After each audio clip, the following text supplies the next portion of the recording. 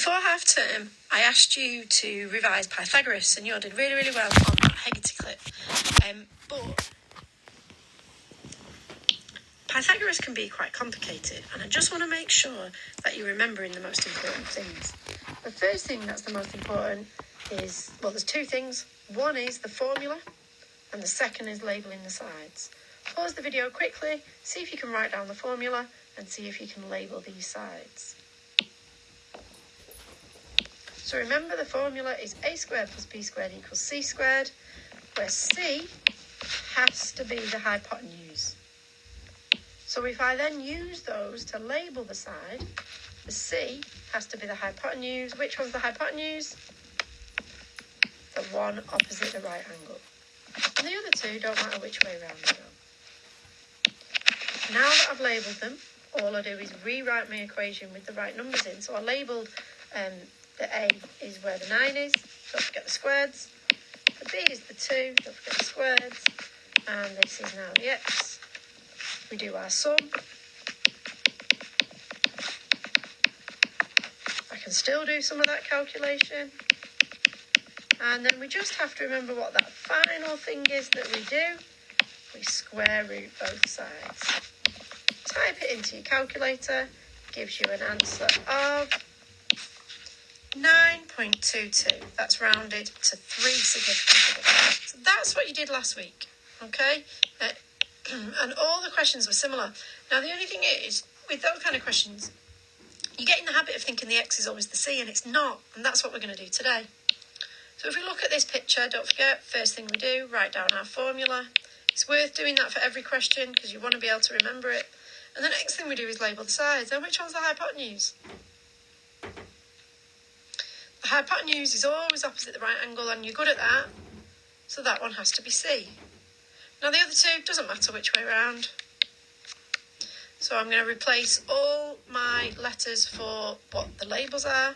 So the A is an X, the B is a 5, and the C is an 8. And this is where this one is slightly different. This one is a little bit harder. Let's look at this. Can we do any of this? Well, yeah, I know 5 squared is 25. I know 8 squared is 64. But I don't know what x squared is.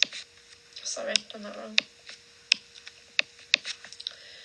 So now we have to solve.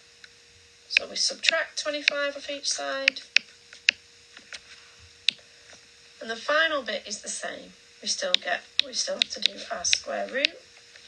So x equals 6.24 if I round it to 3 significant figures. So this is different to what you did last week. And the way it's worded is it's finding a shorter side. The hypotenuse will always be the longest side. And we're not finding the hypotenuse this time. We're finding one of the others. And it's this middle section here that is a bit different because you have to solve. So you'll get to a point where you'll have to subtract from both sides. So if you want to copy this example down, pause the video and do that now. If that makes sense, you try the next one. If not, just watch the explanation for the next one. First thing we remember. Formula. Next part. Label your sides. Hypotenuse first. Where's the hypotenuse? Opposite the right angle, so it's got to be C. The other two, doesn't matter which way around. Now substitute everything in. The A was where I put the X, the B was 24, and the C was 25.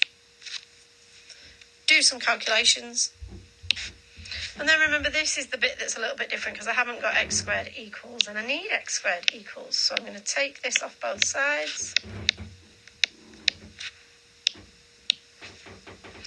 Now I need to find the square root of each side, and this is a nice one because we know the square root of 49. Square root of 49 is 7. Okay, so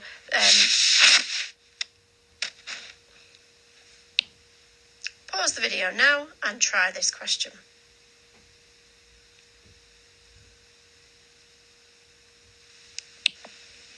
And there's the solution you should have got. Check you got everything in the right place. If your 6 squared and your x squared are the other way around, that's fine. You've just labelled your sides differently. You should have still got to the same answer. Okay, so if you need to watch some more examples, go back and watch again. It's these 2 examples and the one before. And remember, when you're doing the questions, the first thing you've got to remember is to remember the formula. Then we've got to label the sides, and we should always do the hypotenuse first. And then the other 2 don't matter which way around. Where is the hypotenuse? The hypotenuse is always opposite the right angle. Then you put your numbers into the formula, depending on that you've just labelled. Then you do your calculations. So if it says 5 squared, then you'd rewrite that as 25. If it says 7 squared, you'd rewrite that as 49. So you get to this point. And then you solve your equation. Okay, so they're the steps you take. That's how you try and remember to do it. Right. Now, then you're going to do the Hegarty Maths clip, which is 499, and I've set it for you. The only thing that they do that is a little bit confusing is he does this. He gives that as an A, he gives something else as a B, and he puts an X. They are not your labels. In his question, he tells you that A is 7 and B is 6, and to find X. They are not the A and B that are your labels. You will need to relabel the triangle. The only reason he writes it like that is because it's a computer program. So you'll need to put them back in. Put the 7 and the 6. You'll need to draw it in your book, Put the 7 and 6. Draw this slight type of picture in your book, and then start the process of labelling the sides. The A and B he puts in there are not the A and B from the formula. So be really, really careful with that one.